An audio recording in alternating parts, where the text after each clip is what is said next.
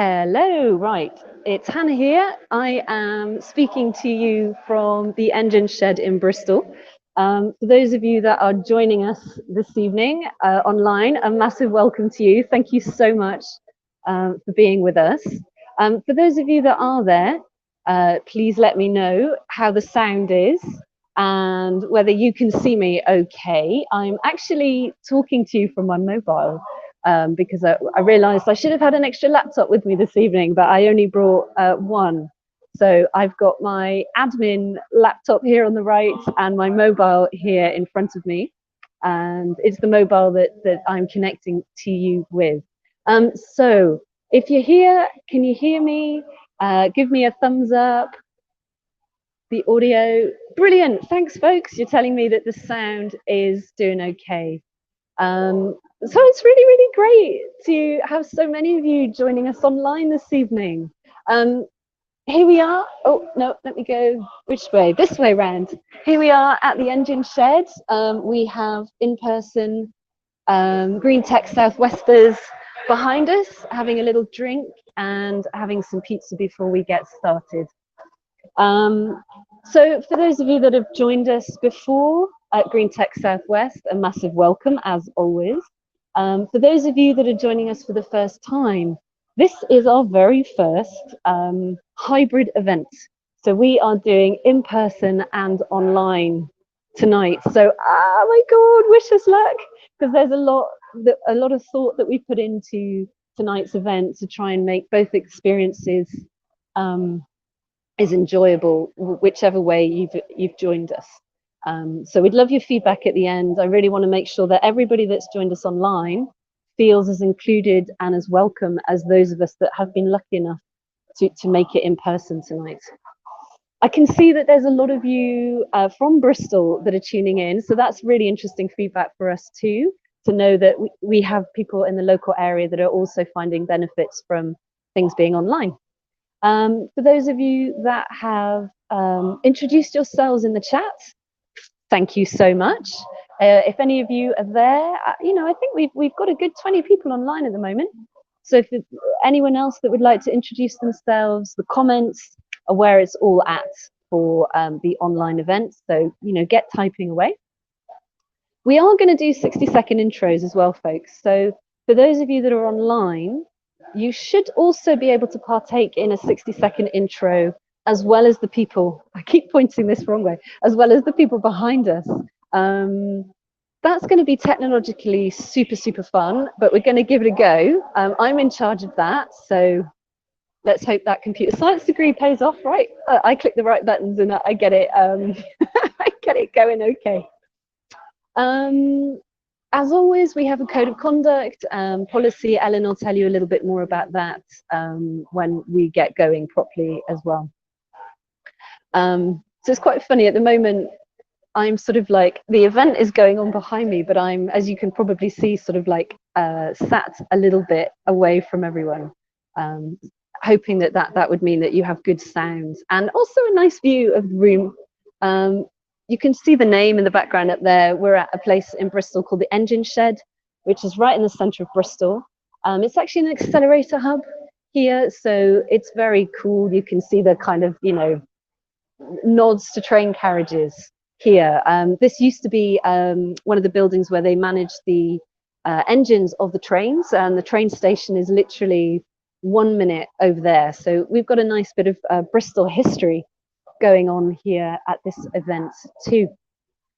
So we're going to be starting in a couple of minutes. Ellen and Mike are going to be doing the slides and the main intro tonight. I am here present with you all, our fantastic online audience, for those of you that have opted to join us that way this evening. So I'm not sure there's much else to say. I think everyone is getting sat down. Are we good? We look like we're good to go. I'm just giving the thumbs up for Mike and Ellen to know that everything is okay down here.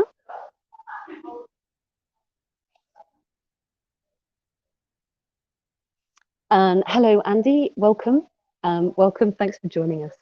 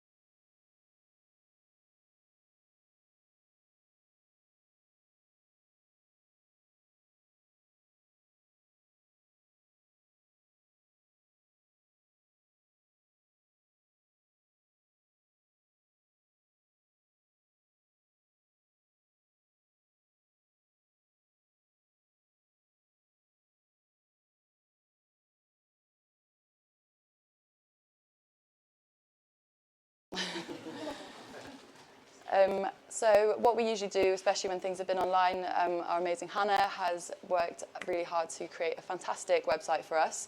And what we do is we collate all the links people have shared online, which I hope that everyone who's online better be busy doing throughout today's as well, don't get a day off. And any sort of links and resources shares, speaker slides, any information, we make sure that that's accessible on our website. Usually it's the same day, but I guarantee you it will not be tonight. I'll probably get to it tomorrow. And yeah, so anything, you can access the live stream from today's event. You'll be able to access that on our website tomorrow as well, in case you missed anything or just want to relive it. So one thing that we do as well, which has sort of gone quite well, is a 60-second intro. So I don't know if you've come across this before, but we really want to make sure that as a community, it's not just us and our speakers talking about stuff that we want. We want you to have an opportunity to do a humble brag, have a shout out. If there's anything that you want to share or anything that you think might be of interest to the group, you're more than welcome to come down. And yeah, 60 seconds, it's very well timed just to do that. Do we have any volunteers in the audience? Mike, you might have to help me, my assistant. Get a crowd cast. Yeah, we're going to try and get, just in case anyone from the online wants to, if we have any volunteers there, so could see if that's, do we have any volunteers? Maybe. Anyone in the audience like to break the ice? Yes, amazing. Thank you. So we've got just this mic here. If you can try and, it's quite good at picking up. Oh, and also I'll give you this very little one as well, just hold that. Hello everybody, I'm Nigel Smith. I'm a director animator at Stop Mo Studios.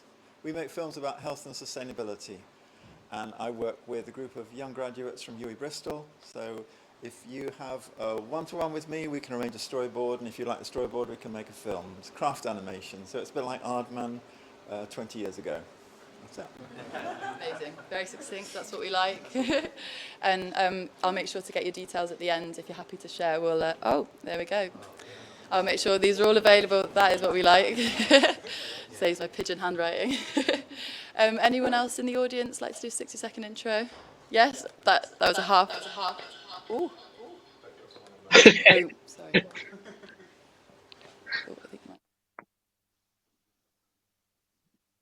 Is this going to work? Who knows? Just unmute. Hello? yes. That's a thumbs up, yeah? Yeah. Hey guys, just wanted to introduce myself.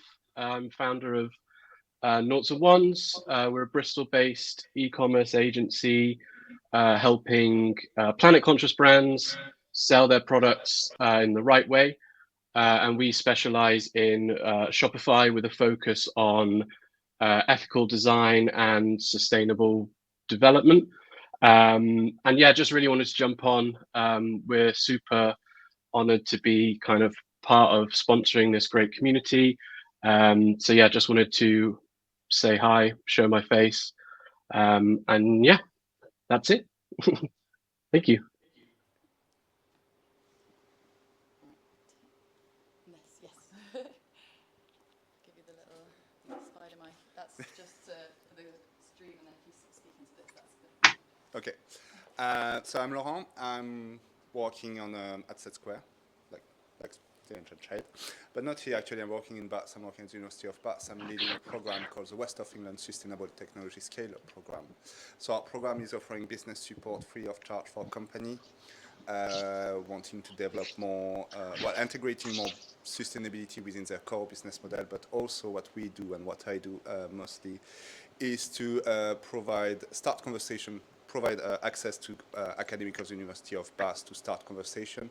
So we are agnostic to sector. We're working either like in a tech company, science-based company, service company, and we are also, so all those type of company. And my role is to help you to start conversation with academics of the University of Bath and to be part of our network.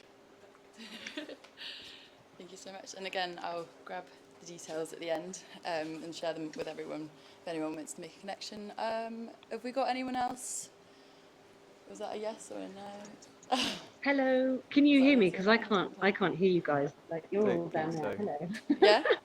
I just wanted to come on screen and say a massive thank you to Tom for being really brave and doing an online intro there. That was an experiment that I think worked. So thanks, Tom, and thanks for sponsoring us too. I'm gonna leave you, Ellen, back to doing the stuff at your end. Cool. Right. I think that's quite enough of that. We will, unless there is another person in the audience. Oh, sorry. No, that wasn't me cutting you off. That was. There you go. Thank you. Hello, I am a people trafficker. Or maybe I should be called a knowledge disseminator. Essentially, I book speakers to talk at conferences and events and that sort of thing, provide boardroom advisory services, mentorship and all that sort of stuff. My primary focus is within the sort of sustainability and future of tech space. So if you know anyone who you think could be good to share their knowledge, then please do let me know.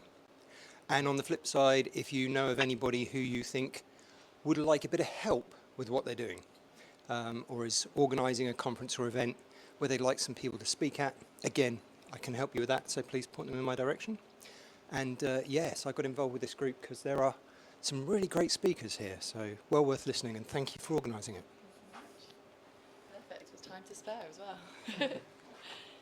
Amazing. So I think that was all from Six. Is there anyone else in the audience who'd like to? Yeah, sure. You know the drill at the mics. Sure. Yeah. Hi everyone, I'm Ash. I've been lucky enough to be in the startup ecosystem here for about 10 years, which makes me feel really old. I run Different's an alternative startup support ecosystem. We're kind of an accelerator by subscription. You can find us online, join there. Do a little bit of advisory work and consultancy work for anyone building communities, and I've been lucky enough to be an angel investor as part of a VC firm for the last 12 months, which has been kind of surreal, spending somebody else's money, investing somebody else's money into cool companies. So if anybody's looking for funding, let me know. Different has been home to some amazing members, both of which are the sponsors tonight. So I can't speak more highly of them. Elliot is an amazing CEO, and Tom is quite literally the nicest person I think I've ever met on the planet. So yeah, amazing sponsors, and thanks for having me. Thank you so much. Right. Yes, of course. Andrew is one of our volunteers as well, so you will have seen his face earlier. Hi folks, thanks for coming out. Really enjoying helping out with this group so far. I am a game developer, which is probably not the usual clientele for this kind of group, but I am starting a studio called Rewild Studios that makes games about environmentalism, sustainability, ecology, etc. And I am currently looking for fellow developers. I'm in conversations with investors right now. So I'm in the simultaneous build a team and get the money for the team stage, making my little black book. So if you happen to be a game developer or are an environmental scientist looking to consult on the making of a game, covering your lovely field, come talk to me. Or even if you know someone who might be interested in that. I'm looking for Unity developers, artists strong in sort of natural themes, animals, trees, that kind of thing. And people who are sort of jointly in tune with environmental science. So come let me know if that sounds interesting to you. Thanks. Thank you so much. Yes, of course you can. Hold up the camera. There you go. Hi, I'm Martin. Most of my roles in Bristol have been as a web developer, but I have a strong interest in environmental science. I'm also an artist, and I'm developing my portfolio as a concept artist. So this seems to fall very nicely in with what the previous speaker. Where's the camera for this one? There. So, oh, it's not picking up very well. That's great. Okay, right. Can you see that? So that's a vision of what homes might look like in the future. The concept with which I'm building up a portfolio is all based on people doing nothing. So it's a pessimistic vision, which I know won't fit in with all these wonderful people here because we're all trying to solve things. So if you want a bit of therapy and you want to flip away from your optimistic thinking for a moment, then you can get involved in my project. And the most pessimistic is this one. So that's me. Thank you for my moment. No problem. It's one of the benefits of live events or in-person events. We get props. Cool. So is there anyone else who'd like to do a 60-second intro? I think we might need to get started pretty soon. So Yeah, all good. Right, I will stop hogging the stage. You'll all be relieved to know. And it'll be over to Mike to introduce the speakers and the talks. So, Mehrnaz, if I can give you this microphone as well. Keep it onto you. Great stuff, thank you. Yeah, can we just have a round of applause for everyone who did a 60-second pitch?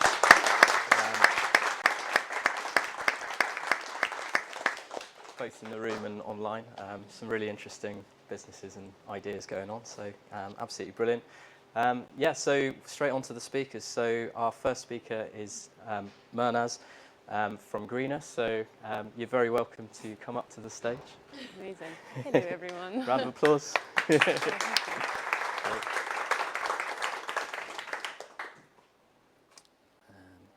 that right? Do you want it? Yeah. Amazing. Let's see if the clicker. Ooh, I feel like a lecturer. Yeah. So my name is Mehrnaz. I'm the co-founder and chief of science at Greener, and today I have the pleasure of introducing you to a little bit of background of what Greener, how it came about, and also what we've been up to in the past few years. I'm used to 60-second pitches, so this feels like an eternity. So bear with me while I delve deep into all of the stories. So a little bit about myself and my journey to sustainability and Greener as a whole. My background is in mechanical engineering, and while I was doing that degree, I got involved in a community solar farm project where we had to do a triple bottom line analysis on a community solar farm. In a time that was quite challenging, the government feed-in tariffs were being cut, so those kind of economic benefits of having a solar farm was being challenged, and the other aspects such as environmental and social issues were really becoming a big criteria in decision making, and how to kind of balance those out and satisfy all the stakeholders involved was just a really interesting opportunity to have and be involved with. That really piqued my interest in sustainability as a whole. That cliche of engineers wanting to solve problems really came through strong. And I saw sustainability as an issue that needed to be resolved urgently and needed a lot of resources to be allocated to it to be able to address it. I then went on to do my PhD in Sustainable Supply Chain Management, still at the University of Bath, couldn't get enough. And I got involved in food waste, particularly worked a lot with SMEs in the dairy manufacturing sector, and also a lot of micro organizations that were using food waste as a raw material to create both edible and non-edible products. During this period, I got really close with all the issues that were really prominent around food waste, and also the complexities of decision making when it came to supply chain management and getting the entire supply chain to move towards a similar direction. One thing that came out of all those academic years was a few themes that were really being highlighted by all of that work that I was doing.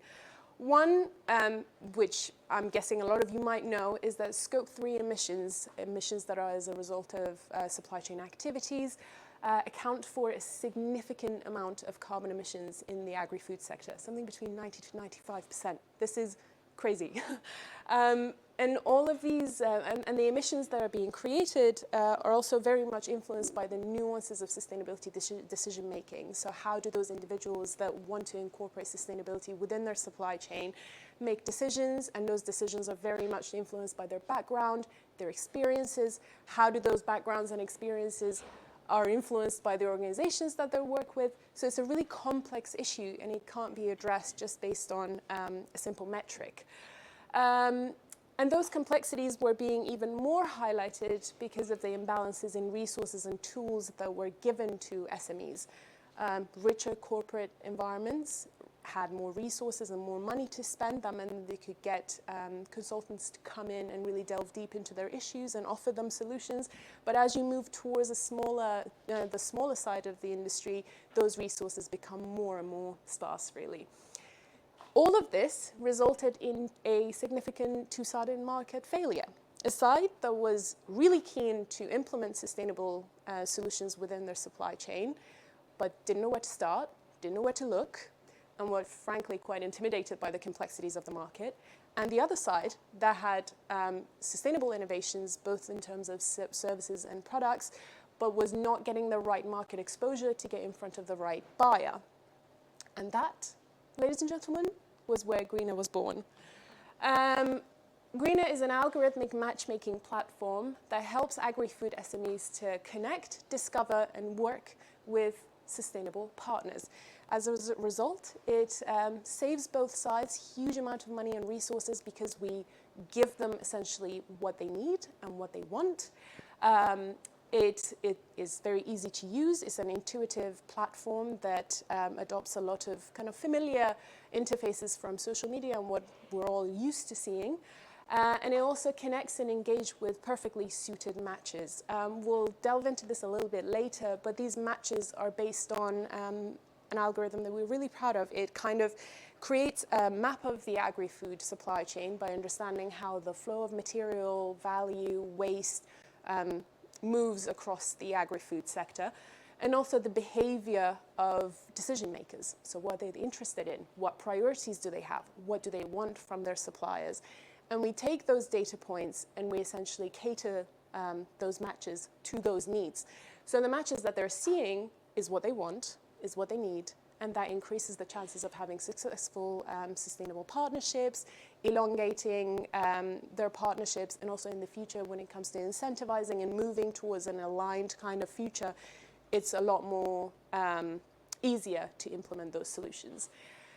And it also takes into account all those nuances that I talked to you guys about earlier. So what kind of users do we have? We split the market into two broad categories, like I mentioned briefly before.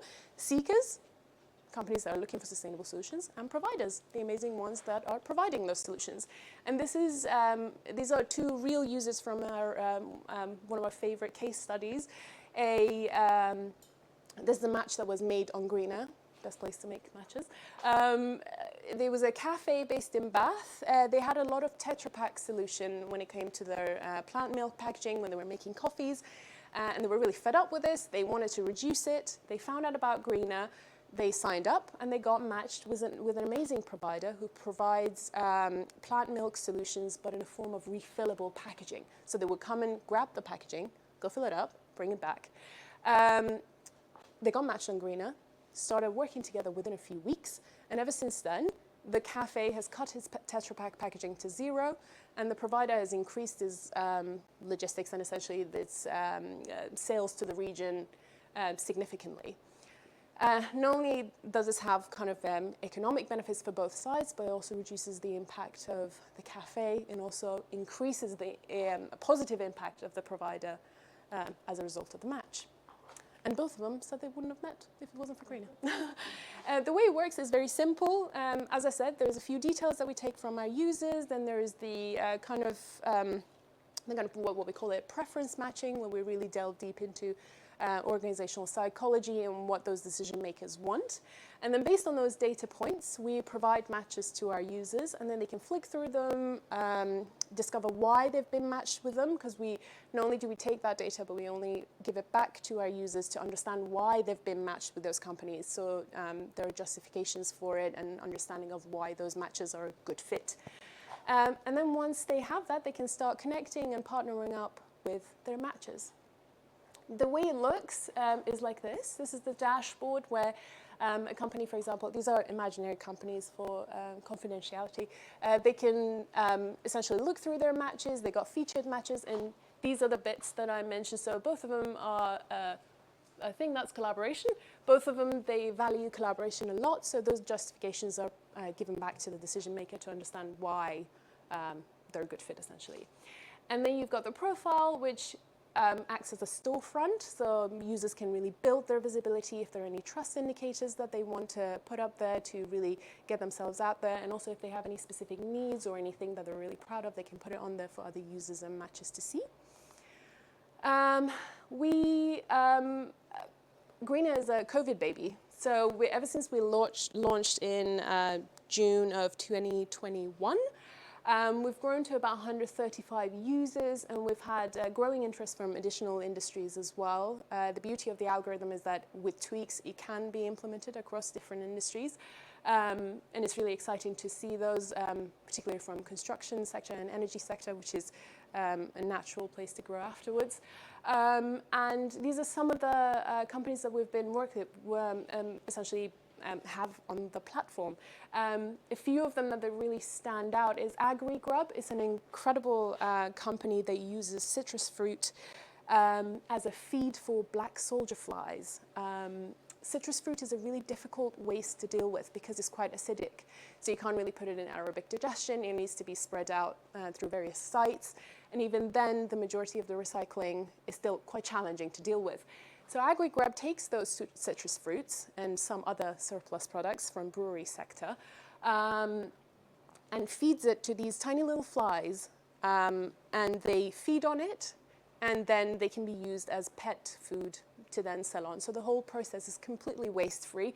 It's significantly less energy intensive than anaerobic digestion, and they've been growing unbelievably in the past few years, and it's really exciting to watch.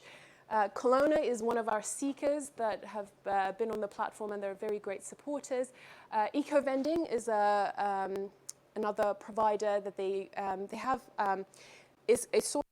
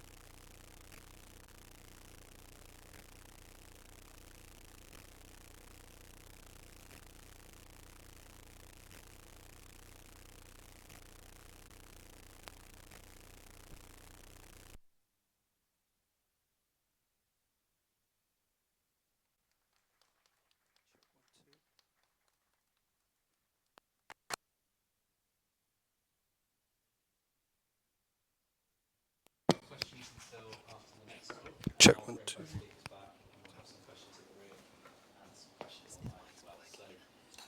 Yeah, thank you for that. And next up is Elliot, Coad from Ecologi. Thanks very much.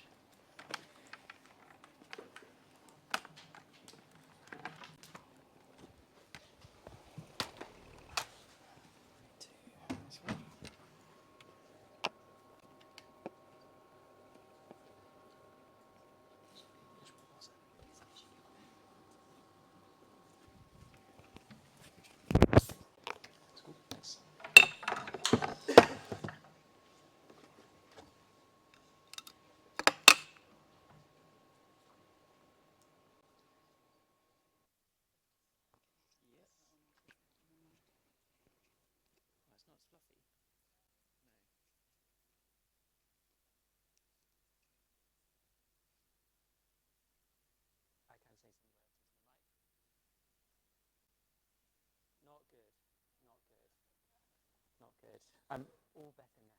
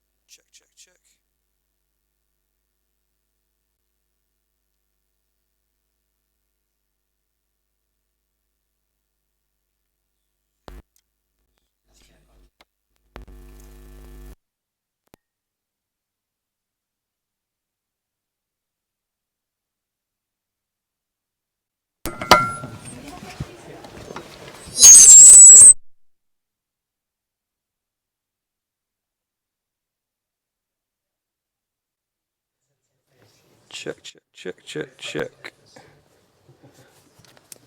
Okay. Clip that back on. Yeah.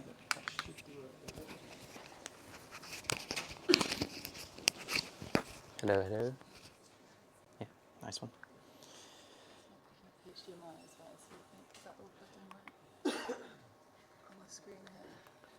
Oh, it's not on the screen at all.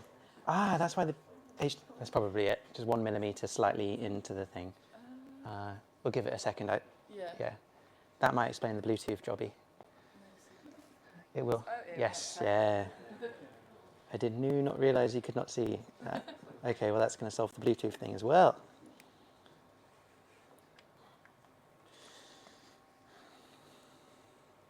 Should I be here with this mic? Or?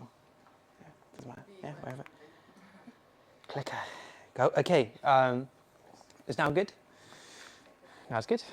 All right. Okay, this is good. Well, thanks very much for having me. This is really great. I've been able to mingle and see and be around some really brilliant people already. It's kind of quite heartwarming. Anyway, I'll stick to time. But it's a really, really great thing you got here, and thanks for the invite. So yeah, I'm Ecologi CEO, Elliot, and what I'm gonna do here is there's 2 talks. I know you're a tech audience, green interest. I've smushed 2 talks together, and then I'm going to focus a lot on the kind of the tech side right at the end to try and drive in some good tech shit. As an old developer, so I can help. I'm qualified in that area. So the story starts for Ecologi 3 years ago, and I was on my way to work, buying myself a coffee, just as I do every single time I go to work. So I worked out like 1,200 times at this particular place of work. That's 1,200 coffees on the way in.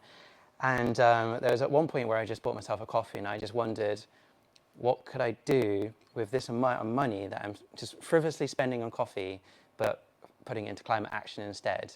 And that was this kind of wonderful moment where it was the start of something really fantastic. So that was 3 years ago, and now we've built Ecologi. So I'm going to show you a little bit about what we've been up to. So we're essentially a climate service that funds climate action, and we're now getting into the area of also helping businesses go on their net zero journey too. What was great about updating this deck, and I haven't done that many talks at all, and you kind of, yeah. Oh, that's okay. There's a little GIF of me updating a deck. Yeah, and adding little number 1 in front of that, and our impact has just gone. It's done very well since we updated the deck last. It's just a really satisfying moment, proper transparency moment of me updating this deck, going like, oh, this is a real fun adventure that we're on. Anyway, back to the actual talk. So we fund climate action in all different pockets of the planet. This is like a smorgasbord of our clean energy projects that we're funding. These are kind of natural carbon sinks and protecting forests and planting new ones. This is about 6 months old, so there's like double the icons now. Must update the icons. And then there's like some really interesting community projects as well, doing some amazing stuff that ultimately leads to reducing your carbon footprint. For example, there's well over 1 billion, maybe 2 billion domestic residencies, little places of where you live throughout the world who kind of cook their dinners, their meals, boil up their water from dirty water sources. They're doing this on kind of open fires, and the type of climate action that is really brilliant is actually being able to distribute recycled oil drums, or like cooking oil, not to kind of not that black stuff, that's pretty mean, but these kind of cooking oil drums are repurposed very cheaply, and they turn them into like a really efficient cooking stove. It massively brings down the amount of wood you're having to burn from local areas, massively brings down the amount of indoor air pollution. Indoor air pollution is like a #1 killer of under 5-year-olds worldwide. So massive range of climate action. 43 million trees have been put in the ground. We love trees, and it's like a gateway. It's a bit of a gateway climate solution, really. I'm going to close this down. It keeps on hanging onto my pocket there, almost as who's that? Oh, that's just the drawer. So the trees are the kind of the gateway climate solution. It's what people love, but really, in reality, behind the scenes, we're going to have to pull on all the levers that we've got, all the type of climate solutions.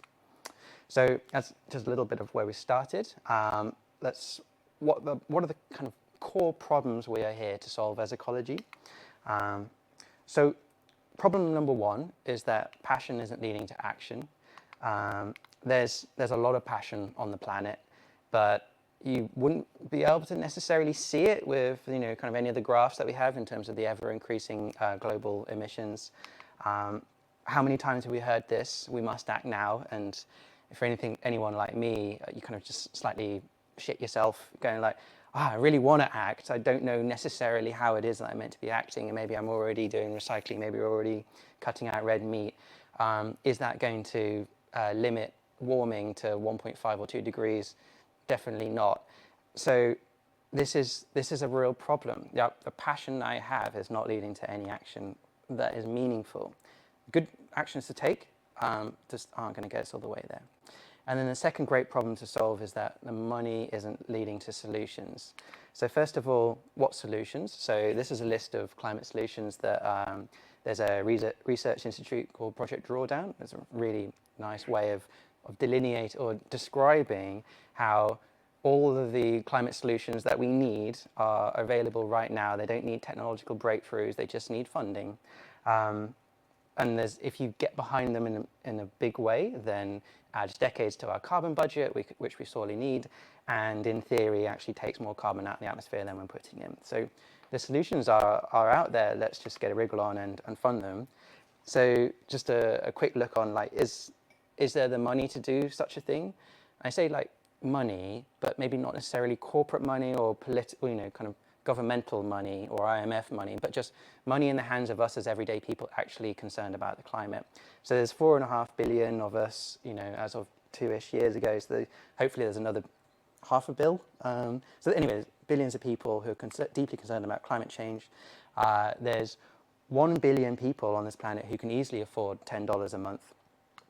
And we'd, in theory, on paper-based research, we just need 231 million of those to fund half of the world's carbon solutions to reduce half the world's global emissions. This is a major opportunity. So trying to kind of keep in the microphone zone. But 231 isn't that big. Netflix has 220 million, and obviously that's a very successful company, but you'd have thought the world's most pressing issue could also be in around that area. Let's imagine, 230 million people paying $10 a month. There's this major opportunity, and that's what got us excited. Going, well, if you think about that kind of cup of coffee that I wanted to buy, and could I just put 1 week's worth of coffee money into climate action? That's how we got started, essentially.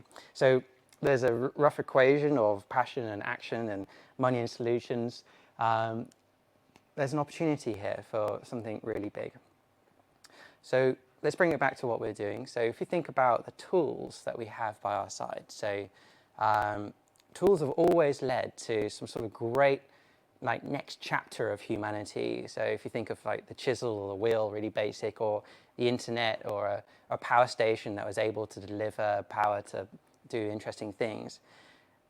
What tool is it that we feel that we have by our side when we think about tackling climate change? Surely there must be one at some point that really just breaks through, that just becomes that kind of the aha moment that is able to get us to where we need to get to. I actually thought long and hard about what's my tool that I personally have that is able to get us to the planet that we want to secure. So it varies when you think about what tools we have. So as an individual, you might look at your own carbon, you should look at your own carbon footprint. You take out some of the big hitters, flying less, moving to an ethical pension. And as a business, you're probably looking at your carbon footprint. As an individual, you might start to find that you remove the big hitters and then you hit a wall or a plateau of being able to reduce it even further. we all need to be doing this, but there's diminishing returns, and it doesn't feel good. You know, if you think about yourself on a deathbed, with a load of grandchildren, thinking, what was my particular role in this? It's not going to feel particularly great saying, oh, I just didn't do X, Y, and Z for a bit, and that was the end of it. We're all going to feel really shit out and on a burning planet, and I want to us all to be able to be way more part of this and engaged and part of something exciting too. So businesses, it's a real struggle. So they're meant to be looking after their carbon footprint, but has anyone looked into how expensive it is to get a consultancy to measure their carbon footprint? It's a lot of money for a very small business, and it's disproportionately more expensive as a company scales because of supply chain logistics and all the third parties, and it's very manual. It's not perfect either, and companies may want to fund climate action, but they don't know where to start. They don't know whether it's going to fall back on, just kind of backfire essentially on them. Have they made the right decisions? And so no wonder we're in a bit of a problem, in a pickle, to say the least. So with Ecologi, we're going to focus on two kind of key tools that we believe has a big opportunity. One is just so basic, just a subscription service to reverse climate change. And that's by funding those climate solutions that will one day, if we get behind them, reverse climate change. And we'll go into some details in a second. And then the second one is free carbon footprinting for businesses, to something that can just allow every business to see where their emissions are, to track them, and then go on a net zero journey. So go into some details. I might speed up a little bit, and I can spend a bit more time towards the end. So the subscription service to reverse climate change is about £5 a month, and you essentially just fund climate action. It's always varied, always different every single month. You build up your virtual forest.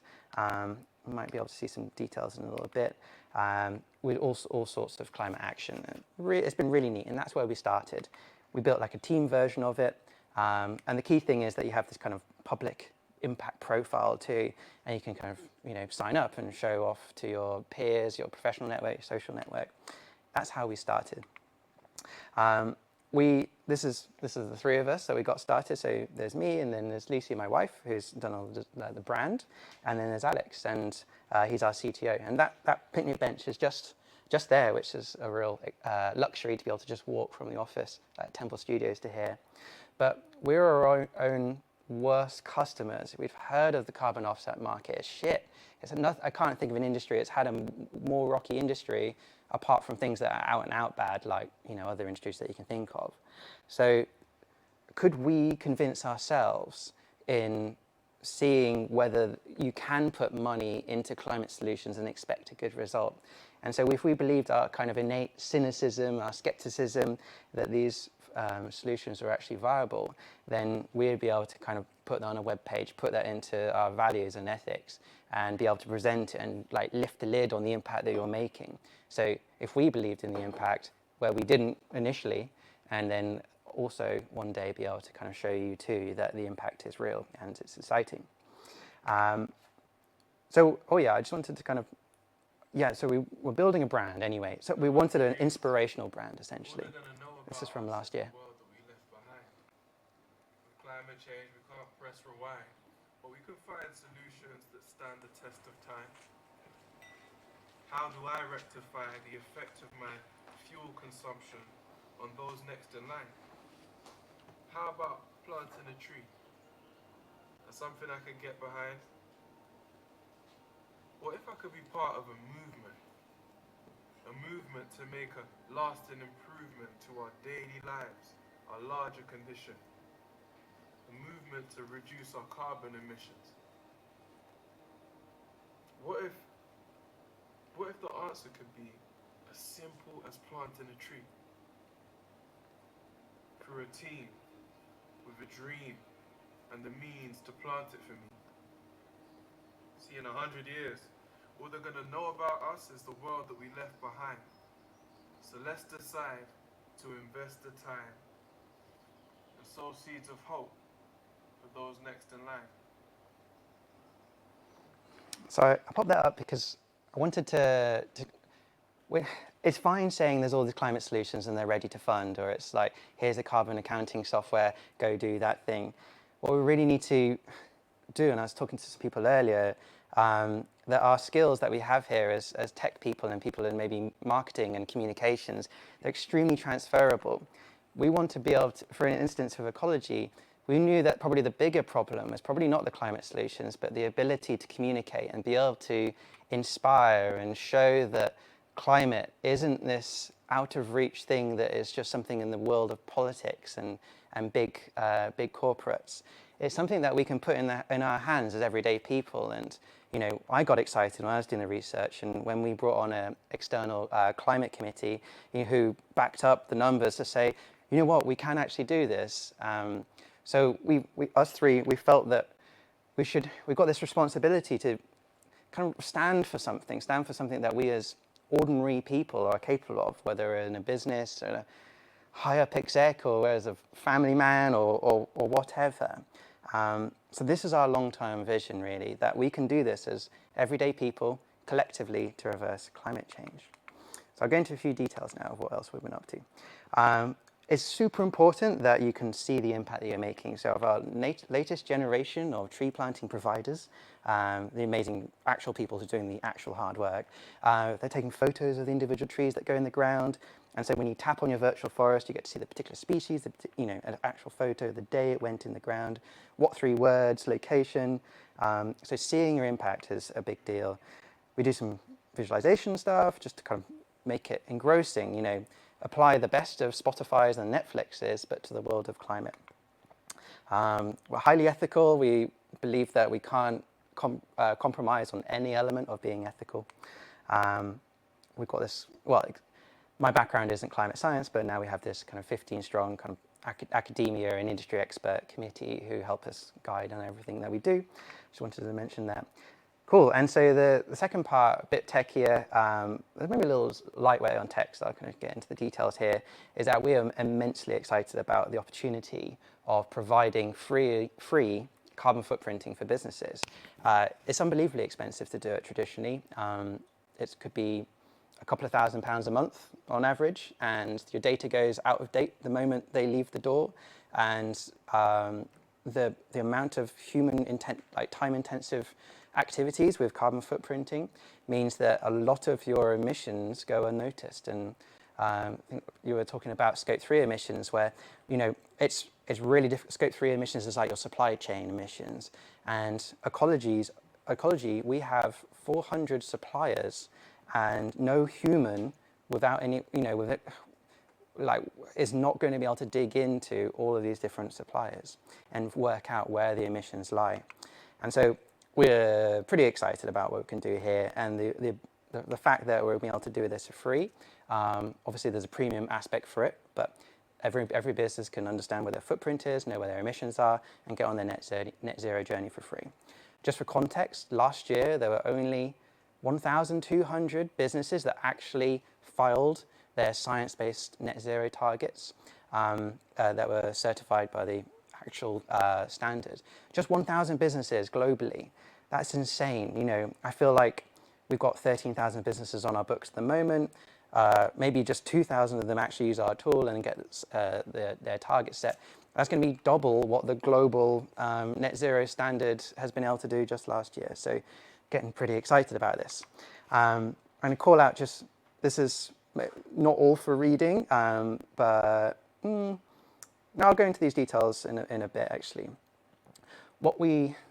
What's interesting about measuring your carbon emissions but using technology in a self-service way is that the technology has this massive role to play, where what we're doing is that we're connecting your business through its accounting software that almost all businesses have, and then using the transaction history, supplier history, to be able to understand and get the metadata out of your supply chain, essentially. And every single transaction, whether it's a £100,000 transaction or a 3p transaction for whatever reason, is going to be accounted for. And in your kind of long tail of suppliers, there's a lot of interesting activity that happens there. What you can do on the high level is that we can automatically understand let's say you spent some money on Slack or Amazon Web Services or the train line up to London.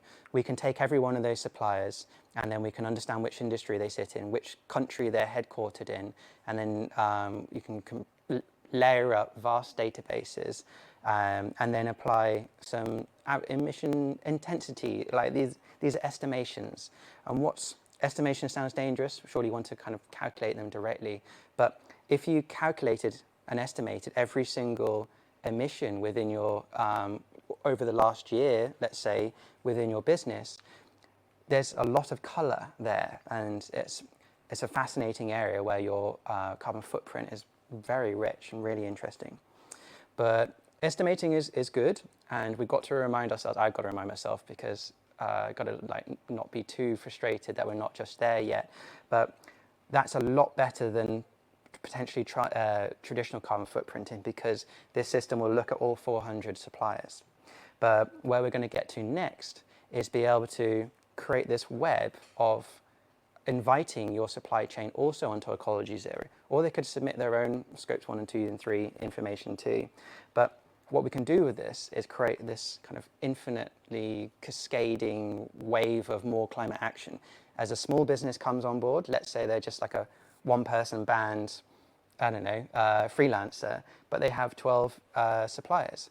If the impetus to invite them and then those 12 invite some of the others, then if we get this right and it's all free and there's a feedback mechanism as to why the supplier would definitely want to be on here, then something very interesting could happen indeed.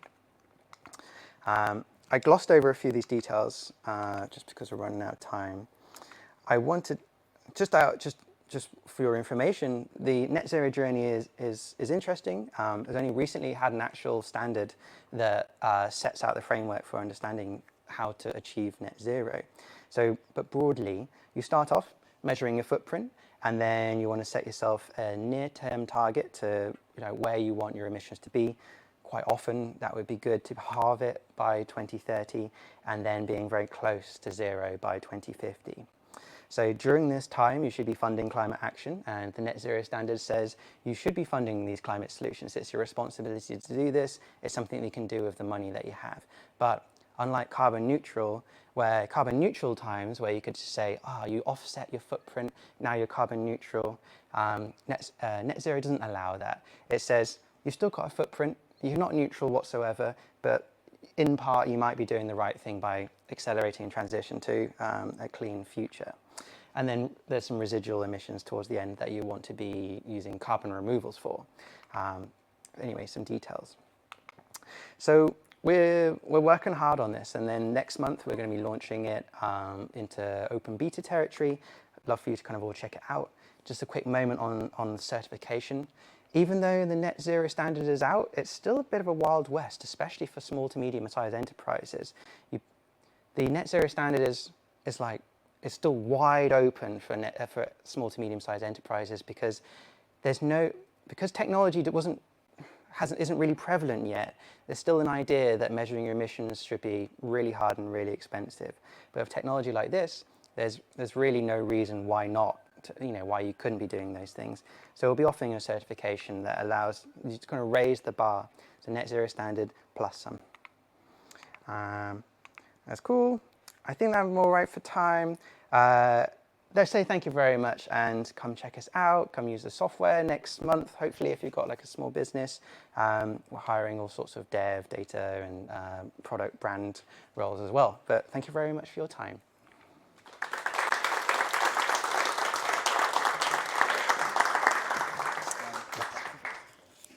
Nice one.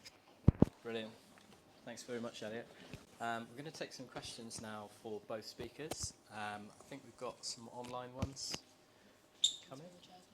Yeah, if we could bring some chairs out. We're going to invite both speakers back to just have a little seat, and I'll run around with our one available microphone now, and just see how many questions we can get through. So, thank you very much.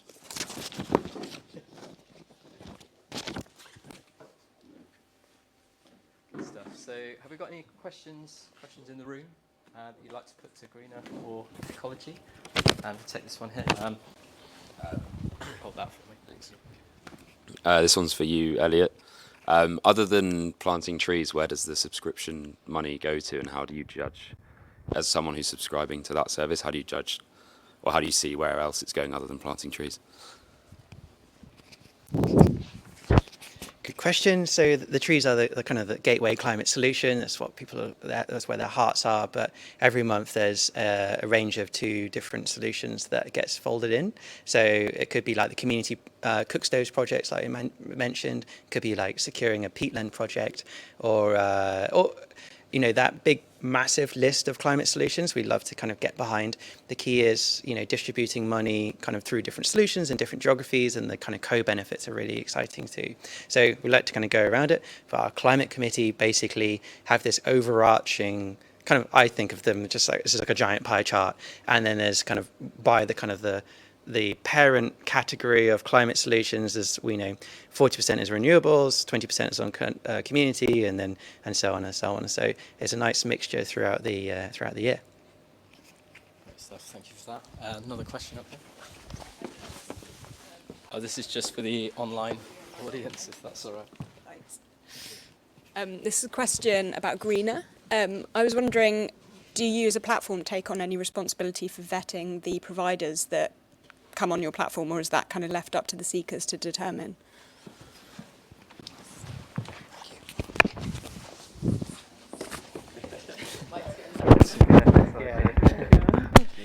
Yes, absolutely. We have a vetting process that is designed by us that like kind of general checks of whether or not the company actually exists. They're saying what they're doing, and then we have more in-depth environmental analysis on what they do. We also do random checks every now and then to make sure that they're still sticking to their promises. And we're also very open with our users as well. So if there are any suspicious behavior, or if there is anything that the seekers might have identified, they can get in touch with us. But yeah, we have an in-depth vetting process for our providers. Yeah. Thank you. Nice.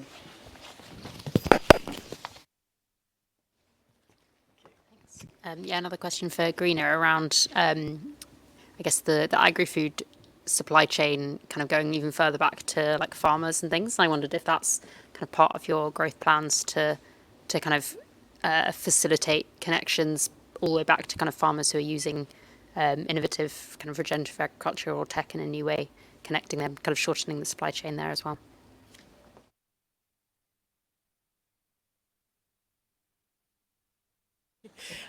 Yes, so I probably should have expanded on this in the talk, but by agri-food, we cover up essentially all seekers and providers that sit from farm all the way to pre-consumer level. So that is, you know, farms, manufacturers, packaging, hospitality, and all the things that sit in the middle. And yes, there's some really exciting innovations, especially with regenerative farming, that's happening in the sector. But at the same time, farming is quite a challenging area to target, essentially, because it's very slow to adapt. And also because of the power imbalances in the supply chain, they're the ones that are being squeezed the most. So when it comes to change, they're a bit more reluctant. But having said that, we've had a few farming providers that are on the platform. One of them is in the US, and they're doing incredible work in corn industry and wheat industry, and they're doing some amazing stuff. But yes, it's a very difficult area to work with just because of how much pressure they're under. Yeah. I'm just gonna just got one question for Elliot from John Ranford online. He said, "Are you trying to educate your customers away from the simplified plant a tree slogan?" Good question about that. So definitely, and on one side, it is something that you can do. I mean, is it like you saw from George the Poet on that little video? Kind of, you know, could the answer be as simple as planting a tree? On one hand, that's hugely reductional, if that's a word. But on the other side, I don't know, has anyone actually planted a tree or done something similar? And then the afterglow of that small action that you've done kind of sticks with you, and then you go like, oh, what else is there to do? so really any action should be for sure encouraged, and those actions build into more actions, and then it just feels like oh shit, I'm a hobbyist environmentalist now and I've got more to give. So yeah, we don't want to get too hung up about it. Essentially, as we grow, we've got more and more responsibility, though, to show the kind of the full picture. We're doing quite a lot at the moment to try not to talk about trees all the time. There's all sorts of things that we have now as a someone being responsible in this kind of area. The net zero standard that we kind of talked about a little bit helps here, because the net zero standard allows us to be braver, because we've never really seen a carbon offset as a way of just actually, I don't know, the word is not great, but offsetting the emission that you've had. We see a carbon offset as a vehicle to convert money into climate action. And so it gives us a bit more confidence to be braver now, to say, you can, it's an okay thing to do, to put the world's money, of which there is a lot, into something really decent. So yeah, an education thing is a bigger and bigger part of what we're doing. Thanks for the question. So, thank you. Any other questions in the room? Oh, got another one online, sorry. Okay, we'll do your Yeah, question for Elliot, thank you. So how careful are you looking at the projects you're funding to see that they are new and additional and weren't going to happen anyway? So you're not just subsidising something that was happening anyway and letting people feel they've made a difference when it was already going to happen. And how deep are you going into looking at the standard of the offset? So, there's some pretty poor stuff, land right issues, all sorts of issues. Are you using really gold standard sites? How do you find them?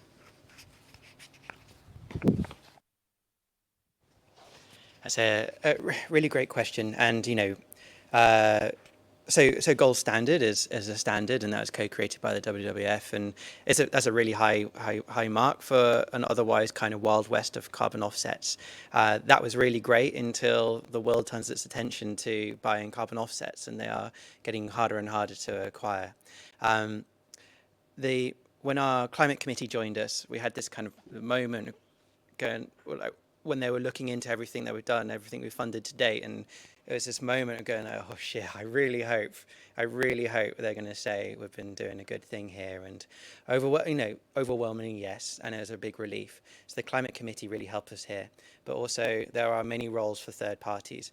Generally speaking, the standards can be good. There are additional standards which layer on top of the basic standards. There's like climate community and biodiversity standard, which enforces much more kind of the co-benefit side, much more on the kind of the land use protection side that you just mentioned. Or new and innovative new standards as well that they're coming out with the woodwork. There's and technology is really helping. So nature-based solutions are getting easier and easier to see the impact that they're making through kind of periodical satellite monitoring. So you can see that the area of land that you've been protecting from deforestation is still forested, and also you can kind of monitor what's happening in the area around it. And it's both good and bad, but quite often you can see deforestation happening around it rather than the area that's been protected. So it's working to a certain extent. Obviously, we need a tipping point where there's enough funding going into those areas that there's nowhere other unprotected areas that didn't result in deforestation. There's a great service called Silvera that essentially we pay a lot of money to Silvera now. They essentially do a lot of the visiting of the sites on top of the standards that we have, and they're a lot harsher, but that's good. And looking forward to being more transparent about that sort of thing. For example, we've got 43 million trees that have been funded. We found out 100,000 of them there's a wildfire, and they just went, and they're being replanted at the moment. But we've got this virtual forest, and so what we're going to be seeing soon, that if we hear good and bad, if it's bad, then we'll just randomly kill off a few of your trees that have been funding in that location, put a little tombstone or gravestone next to it, and it'll be overall a good thing when we say about the bad things that have happened, so that there's a broader trust about the other stuff that we are saying is good. So yeah, we hope that we're the right custodians for it. Thanks for the question. Thank you very much.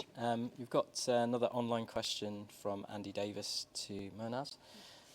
So have you seen an uptick in users following the global food supply issues that are starting incoming? Are more businesses looking for smart solutions to offset losses as a result? That's a very good question. Sadly, when there is any sort of global supply chain crisis, sustainability gets pushed to the side. And at the moment, with huge kind of price challenges that especially small businesses are facing, it becomes more and more challenging for them to consider anything else outside of just surviving, really. But what we are finding interesting is that sustainability as a whole has, especially in companies that have that as the core objective, has become a sort of narrative that businesses build their businesses around. And because of that, and as that gets stronger and stronger, they kind of are more inclined to look for solutions that would help them through challenging times.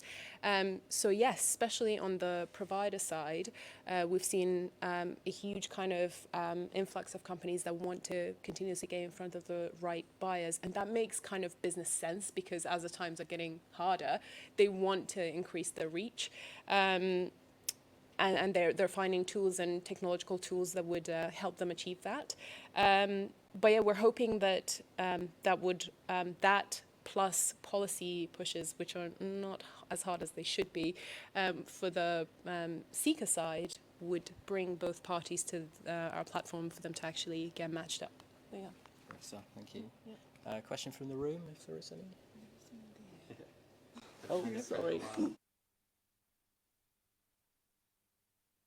Just because I'm in the middle of this right now with founding mine, and I'm sure there are a fair few climate hobbyists that are looking to maybe turn into climate professionals.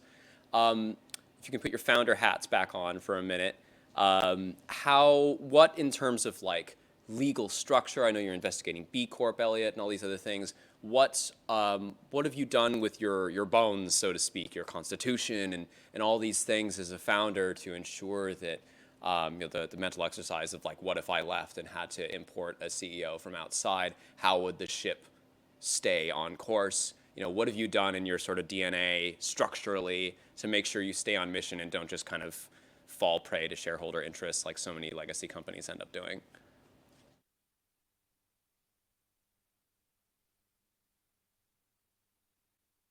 We'll chat about that. Very nice question. And yeah, increasingly, as the kind of the CEO/founder, that role becomes more and more important. That task becomes more important. How do you stay legitimate and authentic? You paint a larger and larger target on your backs as well. The larger you get, it's a difficult part. But there are some areas, for Ecologi, we're not a non-profit because we don't believe that we're going to be able to scale organically within the amount of time that we've got left in our carbon budget. So that was a no-brainer that we approach venture capital.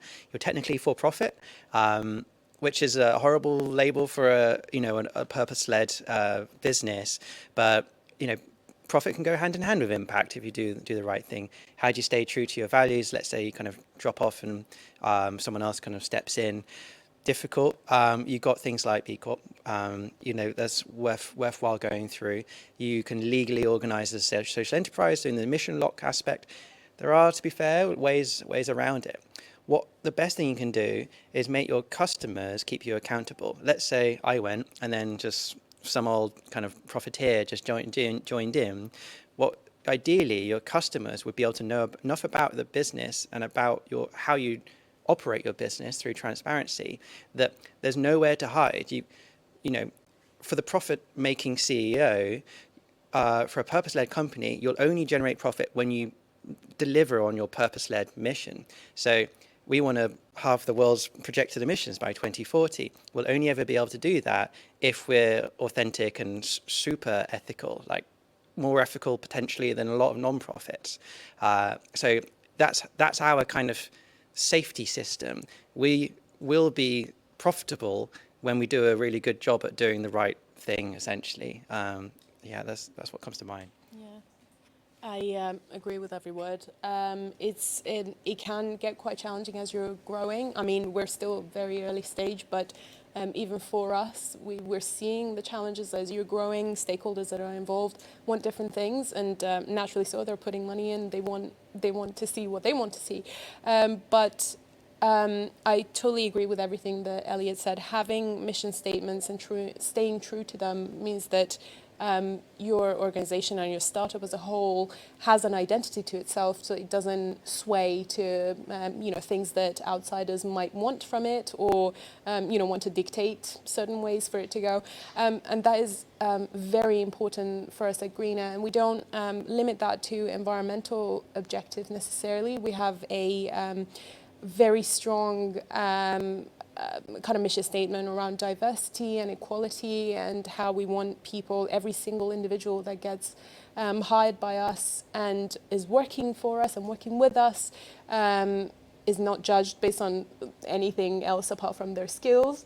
And that is really important for us. And I think once your organization has that kind of clear identity and is a person, then it's difficult to sway that, and and everyone is kind of held accountable against that identity. And I really agree with the customer base as well. When your clientele is there for that objective, when that starts shifting and that identity starts changing, they feel it and they don't want to see it. And then you see kind of outpour of clients where they're like, oh, this is not what I signed up for. And that is, I think, a huge indicator for bringing things back to basics and building around it again. Yeah. Nice. I've just got just one real quick practical thing, that you could run a very small crowd fund, and then a portion of your company is now owned by your stakeholder customer base. It's quite simple. It's definitely doable. And then let's say every VC round is also accompanied by a crowdfund round, and if you also give your equity to, be part employee owned, then maybe in the future you can imagine that there's more, 50% of your company ownership could be employee and crowdfund owned. That's a really killer way of keeping it on track. So thank you very much. We've just got time for one more question, and then I appreciate there's probably more questions, but if you want to catch either of the speakers just as we're packing up, and we are going for networking as well, so hopefully you can catch them there. So just got one question from the online audience. So from Nick Lewis, for both speakers, what are your plans to push sustainability on your digital presences? Currently in testing, neither do well. Nice. Yes, we are planning to. We're in the process of bringing tech more and more in-house, essentially, and as part of that process, we're planning to make it a lot more environmentally conscious and use right kind of providers for that. But yeah, it's something that's definitely on our mind. Apologies for the bad, I guess, testing. But yeah, it's definitely something that we're really focusing on. And I think it's something that's really forgotten about the tech world. But yeah, we're definitely in the process of making it better. Yeah. Cool. Yeah, it's really good. I'm a bit conflicted on that particular question. On one hand, it's really important, and Ecologi's website, I think you can see that there's like a rotating wind turbine, which I think adds like 2% CPU to your runtime or something on your phone. And on one hand, it's like we need to be living our values and doing as much as you can. On the other hand, we're a bit wary of perfectionism here, and we do see an opportunity that if we have like an all singing, all dancing kind of website. I think we did some calculations a little while ago that if just one new subscriber converted, then that spinning turbine, for example, was worth it. I think though, genuinely, that doesn't really hold water. We should be investing in kind of, just living our values wherever we can see it, and it's good genuinely that we potentially get pointed at every now and again, like, why not this thing? And where is your statement or ethical policy on such and such? And ultimately, that is how we're going to grow, and then we're going to be able to keep on going forward and forward. So, yeah, it's a really good one. The dev team at the moment are looking forward to jumping on some. Every dev and engineer loves doing efficiency stuff and lowering the network bandwidth and all sorts of stuff. So we need to make a little bit of time for it. But yeah, good one. Just to build on that as well, I agree with you. Progress perfection is the enemy of progress. Companies that are doing actual kind of green work in the tech space, they're kind of, what's it called? The benefits that lie within facilitating what they're doing outweighs perhaps the impact of their websites or the text that they're building, and that is something that's not irreplaceable. The stuff with making your processes more efficient is something that can be in the works for the long run, and it can be done in the future. But the way, for example, that Ecologi is building those, is planting trees and helping individuals to actually get on their sustainability journey is something that's not necessary, it's not irreplaceable, and that is a huge kind of what's it called? It's like yeah, exactly. It outweighs the less efficient parts, if that makes sense. So yeah, that just. Yeah. Brilliant, thank you very much. Yeah, round of applause for fielding those.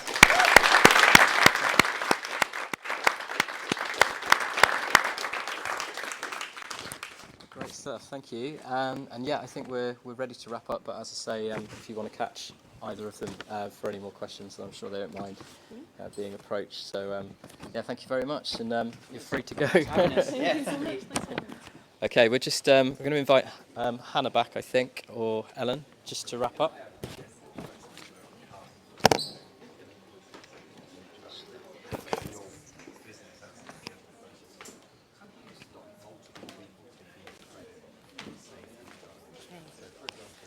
All right then, folks. Thank you so much for coming this evening. This has been our first in-person event since we started in February 2020. We've also been running an online event this evening too, which has, I think, gone okay, generally. We lost sound a couple of times, but generally it's been okay. And they've been following along with the conversation as well, and very much agreeing with what Mehrnaz and Elliot were both saying in their responses to the question. So our online audience were very much echoing what you were saying, especially with regards to the last question around digital tech as well. So awesome, thank you. We were going to tell you about some other upcoming events of interest, but do you know what? It's really warm, isn't it? And maybe we should just leave it there for this evening. We'll just say one more time a massive thank you to our speakers, Elliot and Mehrnaz, but as well a massive thank you to all of you for turning up this evening. These community events are not any good without you. So awesome, thank you so much. You could have gone to the park, met up with your friends, but you chose to be here. So we are really grateful. Thank you very much from myself, Mike and Ellen and our other volunteers this evening. So we're hanging around for a bit. We've got loads of drinks left, so help us out with those. For those of you online, I'm really sorry, we'll send you something in the post, maybe? I don't know. We have this space till what, 8? About 8, and then we're going to is it the Knights Templar? It's the only pub in the local area. We're really sorry, it's the Wetherspoons, but we didn't know of any other options. So if anyone knows of anything else, please tell us. So we will be going there for now. It doesn't look like a good pub, but actually it's pretty good. Closes at 9. Yeah. It's the Sidings, and it closes at 9. Oh. Okay. Yeah, right. we ruled that one out. Right. We did think about that. So if you want to stay on to do a little bit of networking, you're very, very welcome. If you would like to come and join us at the Knights Templar, you are very, very welcome. If not, thank you again for coming, and we really hope to see you all again soon. You are all brilliant. Keep doing what you're doing. Thank you.